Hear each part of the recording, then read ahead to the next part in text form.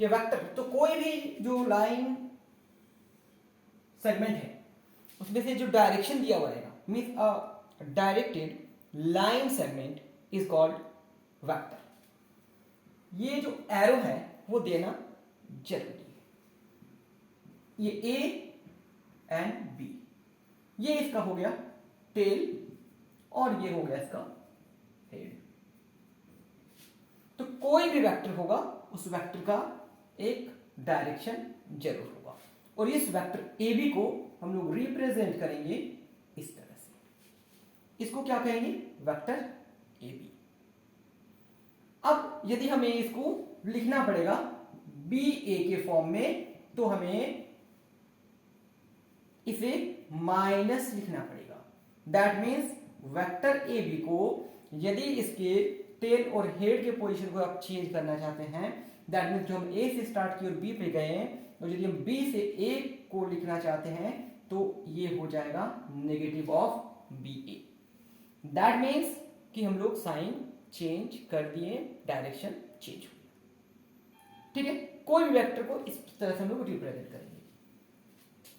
अब किसी भी वेक्टर के जो मैग्नीट्यूड होता है, जो लेंथ होता है, उसको हम लोग इस तरह से रिप्रेजेंट करते हैं, modulus of vector A B. ये क्या है? मैग्नीट्यूड। क्या है ये? मैग्नीट्यूड किसका है? वेक्टर का। अब वेक्टर के कुछ टाइप्स पे आ जाते हैं, जैसे कि यूनिट वेक्टर जो काम का है। क्या ये? Unit vector. किसको कहेंगे यूनिट वेक्टर? वैसा वेक्टर जिसका मैग्नीट्यूड 1 होगा। कितना होगा? 1 होगा। वैसा वेक्टर जिसका मैग्नीट्यूड 1 होगा। तो सपोज कर लीजिए कि ए बी कोई वेक्टर दिया हुआ है और उसका मैग्नीट्यूड यदि 1 हो जाएगा, तो वैसे वेक्टर को हम लोग यूनिट वेक्टर कहते हैं। तो यदि हम लोग स्मॉल ए से लिए हैं और इसका यदि मैग्नीट्यूड 1 है तो वो यूनिट वेक्टर है। तो यदि हम बोल दिए कि वेक्टर ए यूनिट वेक्टर है तो उसका मैग्नीट्यूड 1 होगा। अब देखिए, इसको रिप्रेजेंट करने के लिए ये कैप यूज किया जाता है। तो इसको रिप्रेजेंट करने के लिए ऐसे लिखेंगे ए कैप, और जहां भी ए कैप रहेगा या बी कैप रहेगा या सी कैप रहेगा, समझ जाएंगे कि वो क्या है? वो यूनिट वेक्टर है, उसका मैग्नीट्यूड होगा 1। कोई भी यूनिट वेक्टर का मैग्नीट्यूड होगा 1। तो इसे देख के हम समझ जाएंगे कि ये है यूनिट वेक्टर, क्योंकि इसके कैप से पहचान सकते हैं, और इसका मैग्नीट्यूड हो जाएगा क्या? 1। ठीक है, अब आते हैं जीरो वेक्टर कि जीरो वेक्टर क्या है। जीरो वेक्टर क्या है? वैसा वेक्टर जिसका मैग्नीट्यूड 0 होगा।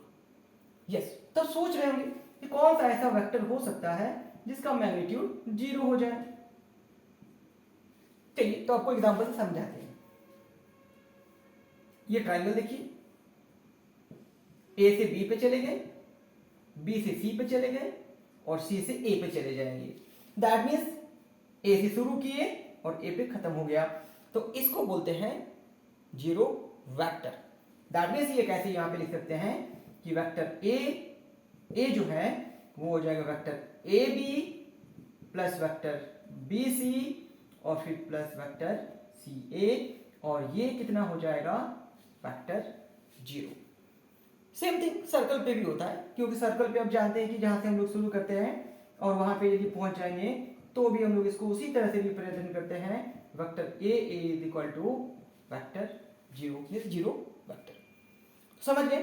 कोई भी 0 वेक्टर होगा कब? जब उसका मैग्नीट्यूड जो है वो ओवरऑल 0 हो जाए। क्लियर है? तो ये एक बता दिए यूनिट वेक्टर, 0 वेक्टर। अब देखिए, एक पैरेलल वेक्टर पे भी आते हैं। क्या है वो? Parallel vector. तो पैरेलल वेक्टर्स के लिए 2 वेक्टर आना पड़ेगा, vector A and vector B. होगा क्या? दोनों का डायरेक्शन, तो हमें थोड़ा सा यहां से हटाना ही पड़ेगा।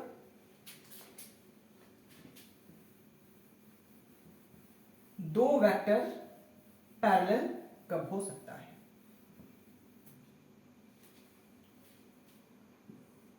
ये है वेक्टर ए और ये है वेक्टर बी।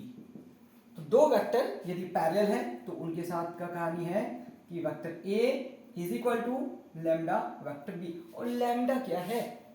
ये कोई कांस्टेंट है, स्केलर है। क्या है? कोई कांस्टेंट मींस स्केलर है। कोई वैल्यू आ सकता है 2 3 5 7 कुछ इस तरह का वैल्यू आ सकता है। तो पैरेलल वेक्टर समझ गए होंगे। वैसा वेक्टर ए एंड बी को पैरेलल कहेंगे कि यदि vector A is equal to lambda vector B के फॉर्म में है। अब हम लोग आगे चलते हैं कि कोई भी वेक्टर है, कोई भी वेक्टर है, ये हम लोग एक्स एक्सिस हो गया, ये वाई एक्सिस हो गया और ये जेड एक्सिस हो गया। पी यहां पे पॉइंट है एक्स वाई जेड। ये एक्स ओ, ये जो आई कैप है ये है unit vector along X axis, J unit vector along Y axis and K cap unit vector along Z axis. तो ये जो वेक्टर ओपी है, इस वेक्टर ओपी को रिप्रेजेंट करने का तरीका जो है वो क्या हो जाएगा? एक्स आई कैप प्लस वाई जे कैप प्लस जेड के कैप। एक्स आई कैप प्लस वाई जे कैप प्लस जेड के कैप, ये है वेक्टर ओ पी को रिप्रेजेंट करने का तरीका। और यदि हमें इसके मैग्नीट्यूड को रिप्रेजेंट करना होगा तो ये है वेक्टर ओपी का magnitude is equal to x square plus y square plus z square under root. Clear है? अब यहां पे क्वेश्चन लेते हैं कि सपोज कीजिए कि कोई वेक्टर आर दिया हुआ है 2 i cap plus 3 j cap plus 4 k cap. ठीक है, अब हमें क्या करना है कि इसका मैग्नीट्यूड निकालना है। तो इसके मैग्नीट्यूड को कैसे निकाल सकते हैं? तो इसके मैग्नीट्यूड को निकालने के लिए ये देखिए 2 का स्क्वायर हमें करना होगा, 4 हो जाएगा, 3 का स्क्वायर 9, 4 का स्क्वायर 16, ये अंडर रूट ऐड करेंगे तो हो जाएगा 29 अंडर रूट। तो ये है किसी भी वेक्टर जो कंपोनेंट के फॉर्म में, इसे हम लोग क्या बोलते हैं? कंपोनेंट के फॉर्म में है, एक्स वाई जेड इनकी कंपोनेंट है, तो इसे हम इसका मैग्नीट्यूड इजीली फाइंड आउट कर सकते हैं। एक और क्वेश्चन ले लेते हैं हम लोग कि सपोज कर लीजिए कि vector r is equal to दिया हुआ है 2 i cap minus 3 j cap minus 4 k cap. Yes, ये माइनस है तो बात वही चीज है। Vector r is equal to, ये देखिए 2 का स्क्वायर होगा, यहाँ पे माइनस 3 का स्क्वायर होगा और यहाँ पे माइनस 4 का स्क्वायर हो जाएगा, फिर ये अंडर रूट 4 होगा, 3 का स्क्वायर 9, 4 का स्क्वायर 16 और इस तरह से ये भी हो जाएगा अंडर रूट 29। क्लियर है? समझ में आ रहा है आप लोगों को? किसी भी वेक्टर के कंपोनेंट फॉर्म दिए हुए हैं तो हम लोग मैग्नीट्यूड निकाल सकते हैं उस वेक्टर का। अब चलिए देख लेते हैं कि किसी वेक्टर का डायरेक्शन कोसाइन क्या हो सकता है। यस, डायरेक्शन कोसाइन क्या होगा? तो ये यहां पे P है, एक्स वाई जेड, ये है OP, ये एक्स एक्सिस हो गया, ये वाई एक्सिस है और ये जेड एक्सिस है, ये आई कैप जे कैप और के कैप। तो सपोज कर लीजिए कि ये जो OP है वो एक्स एक्सिस के साथ एंगल अल्फा, एक्स एक्सिस के साथ एंगल अल्फा, वाई एक्सिस के साथ एंगल बीटा और जेड एक्सिस के साथ एंगल गामा बना रहे। वेक्टर ओपी एक्स एक्सिस के साथ अल्फा, वाई एक्सिस के साथ बीटा एंड जेड एक्सिस के साथ गामा, ये 3 तरह का एंगल बना रहे हैं।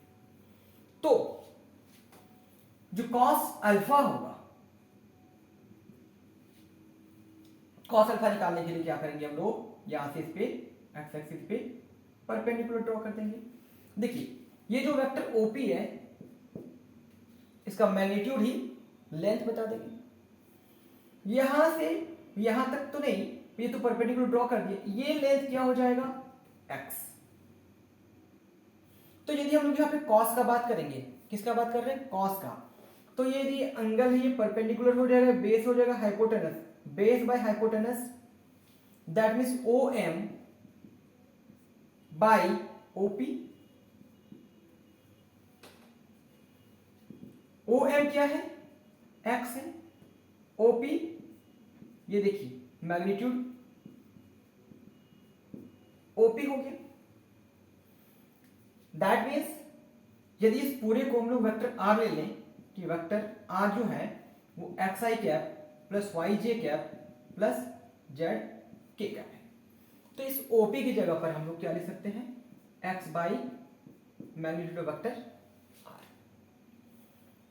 ये है cos अल्फा, क्या हो गया cos alpha is equal to x by magnitude of vector R। इसे ही हम लोग L से रिप्रेजेंट करते हैं। सिमिलरली हम लोग cos बीटा भी लिख सकते हैं, और वो cos बीटा क्या होगा y by magnitude of vector R, जिसे हम लोग m से रिप्रेजेंट करेंगे, और ये जो cos गामा है वो है z by magnitude of vector R, जिसे हम लोग n से रिप्रेजेंट करेंगे। तो ये जो आप देख रहे हैं ना cos alpha, cos beta, cos gamma, यही है डायरेक्शन कोसाइन। डायरेक्शन कोसाइन जो हम लोग cos लेते हैं ना, ड्यू टू दैट हम लोग बोलते हैं डायरेक्शन कोसाइन। अब देखिए ये हम l square plus m square plus n square जो है वो किसके इक्वल हो जाएगा 1 के इक्वल।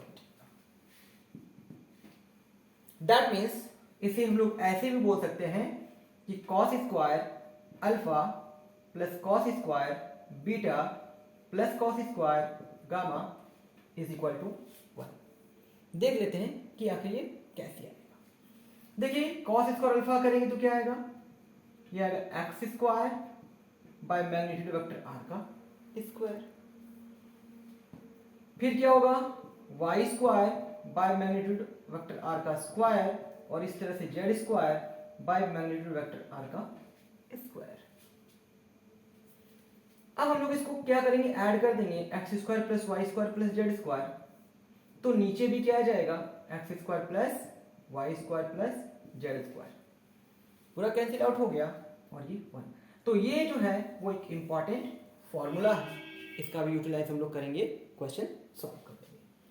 तो समझ गए कि हम लोग डायरेक्शन कोसाइन का मतलब क्या हुआ, क्यों डायरेक्शन कोसाइन हम लोग को निकालना पड़ सकता है।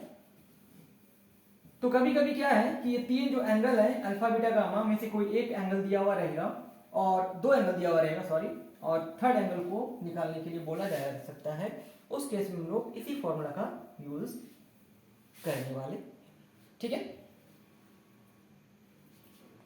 तो चलिए अब देखते हैं कि डायरेक्शन रेशियो भी क्या होता है। Direction ratio